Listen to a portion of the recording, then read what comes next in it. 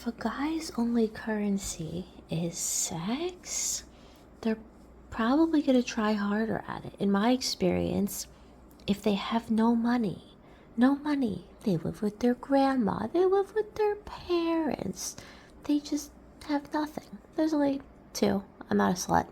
There's not too many, but maybe we'll say out of whatever the number is, there's two very, very broke, and they tried very, very hard. They're very, very broke, and they try very, very hard because sex is their only currency.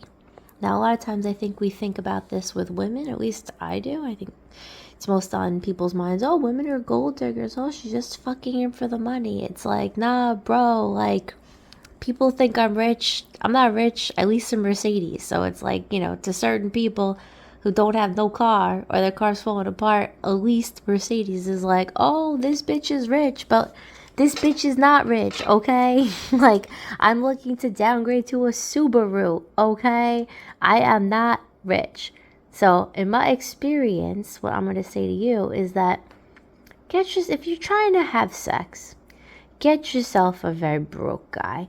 A guy who also maybe doesn't have an MBA, isn't running a multi-million-dollar business, doesn't have multiple cars, doesn't have multiple homes, doesn't own companies.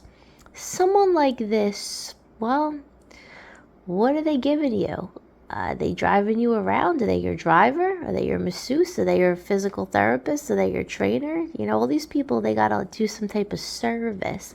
So that's why the broke guys are good at servicing me. They provide a service because they don't have anything to give to me. They can't buy me all this food, for example, purely hypothetical.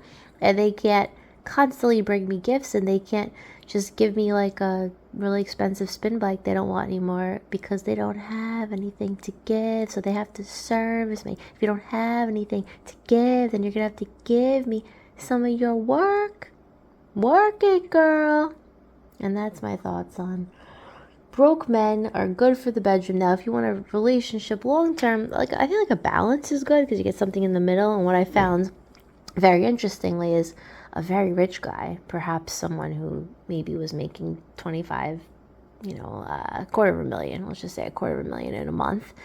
Someone like that's not going to necessarily try so hard. They'll mostly maybe just possibly hypothetically present themselves like, hey, here I am. Don't you want it? Look at me. I'm so beautiful. Whereas the poor guy is not just going to be like, hey, look at me. They're going to be like, hey, look at me. And look at all the things I can do to you for you. The rich guy, no. So that's what you want. You either eat some good food for free and you go places for free with a rich guy and have sex that, you could maybe forget. Maybe, it's possible. Or you can forget ever going anywhere. You can forget ever getting things for free. But you can also have unforgettable sex. So, which one is it? Which one is it, people? All right, signing out.